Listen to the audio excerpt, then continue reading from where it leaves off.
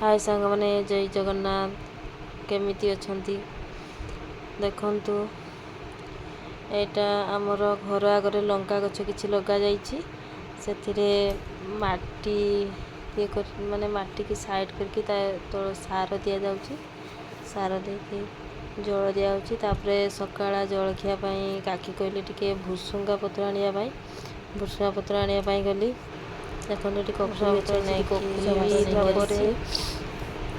गली भुसुंगा पत्र आनिया पई भुसुंगा पत्र बाड़ी रे हेछि भुसुंगा पत्र माने कोठी बण भितर पूरा हेछि जाइके नै के आसली आसला पर देखंतु हमर एठी घर काली हाट आसला सबू अच्छे ये गुछाई ना सब पड़ी तापर सका आलुदम हम से काकी आलू सीझे छोड़ुंट गुंडी आलू तापर ये गिम्हा पिता गिम्हा ताको आम पिसीमा बाछुंट पिसई हम तापर आलुदम तो हो सारानी आलुदम कर सारापर एठी आमर खाली आलू रही जाइए से मो झील खाइब कहला ताको बेसन पियाज देकी ताको टिके बड़ा कर दूची बड़ा कर सारा पर देखंतु गली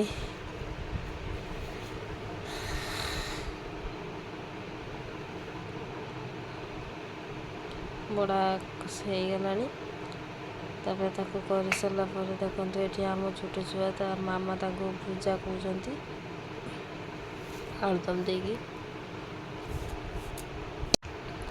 तापर मो झील पुदीना पत्र बाटुची ताको जूस बनइबो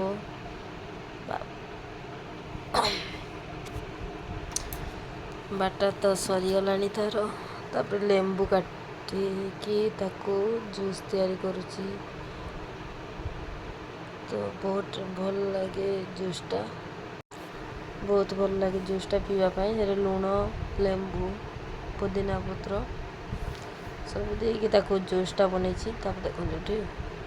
देखो निम्ब पत्र ताको भाजुची सकाळे कही नेक्स्ट ब्लॉग रे देखेबी निम्ब पत्र कौन कली ताको पत्र रे पोड़ीकी ताको पतुआ कली आपण गाड़े ताको कौन कहते कहे निहाती ये आम नणद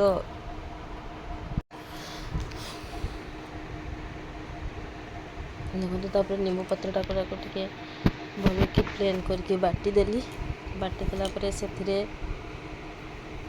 बुलेली सोरिष लंका आओ तेल लुण देकी ताको गुड़े देली गुड़े देला पर पत्रटा गोटे सेकी नौची कहीं सेटा देकी बांधिला को फाटी जीव पत्रटा से टिके निआरे सेकी नौची आम जहाँ रांधुची पिता गिम्हा रांधुची देखी रांधि सारा पर देखेबी से केमती रांधि केमती तरकारी तापर से पियाज आ टिके रसुण आलू आलूटा देले कौन हम ना माने टिके पिताटा कम लगे से कि आलूटा टिके दवा कथा भल कि गुड़े देली गुड़े देला पर ताको पत्र रखी ताको भल कि सजाई देकी ताको बांधिदेमी बांधिदेला पर बांधिदेले तापरे देखंतु कौन करूची ताको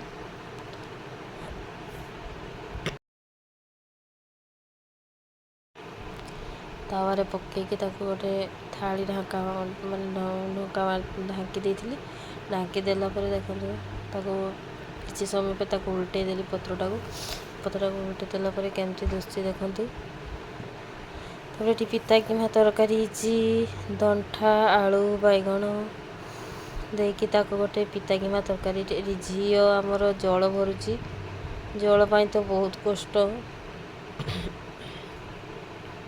तापर आम काकी माछ माने काटुचंती ये तो आमर एपटे कहती जिया माछ आपण गाड़े कौन कहती कमेंट रे जनइबे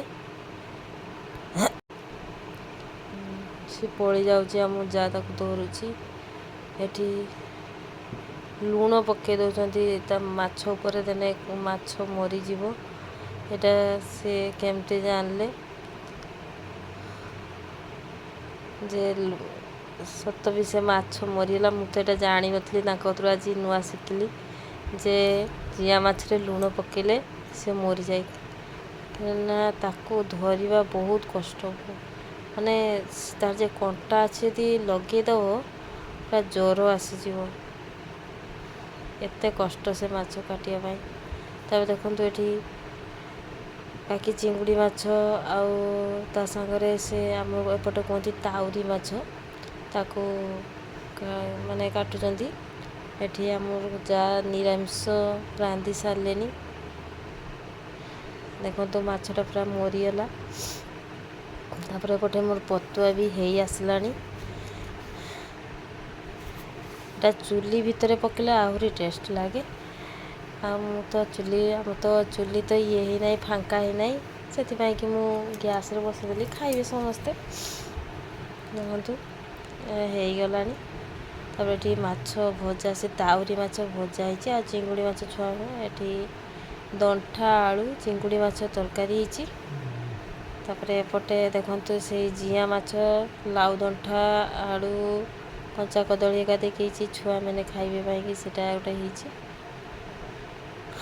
ତାପରେ ଏଠି ଆଉ ଗୋଟେ ଚୁଲିରେ ମୁଁ ଭାତ ବସାଇଛି। ସେପଟେ ଯାହା ମାଛ ରାନ୍ଧୁଛି, ମୁଁ ଏପଟେ ଭାତ ବସାଇଲି। ଏଠି ଶାଶୁ ଖାଉଛନ୍ତି। ଆମ ଘରେ ତ ବହୁତ ଲୋକ।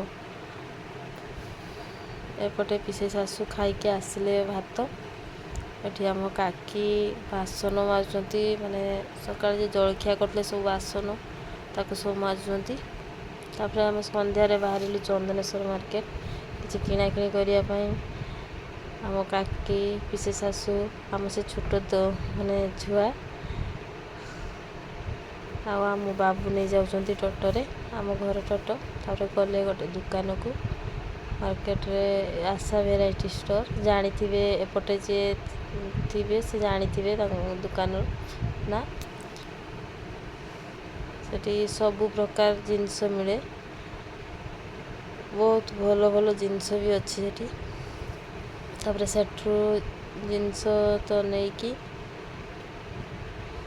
ଆସିବା ପରେ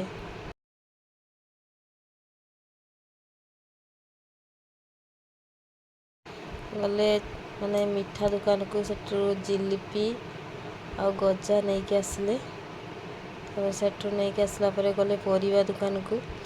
ଦେଖନ୍ତୁ ପଣସ ଆଣିଲେ, କାଲି ତରକାରୀ ହେବ। ପଣସ, କଞ୍ଚା ଆମ୍ବ ଆଉ ସୁଜନା ଛୁଇଁ ଆଉ ଧନିଆ ପତ୍ର ସବୁ ନେଇକି ଆସିଲେ ଘରକୁ। ଆପଣଙ୍କୁ କହିଥିଲି ନେକ୍ସଟ ବ୍ଲଗ୍ରେ ଦେଖେଇବି ସବୁ। ରହୁଛି, ଜୟ ଜଗନ୍ନାଥ। ଭଲ ଲାଗିଥିଲେ ନିହାତି ସବସ୍କ୍ରାଇବ୍ କରିବେ।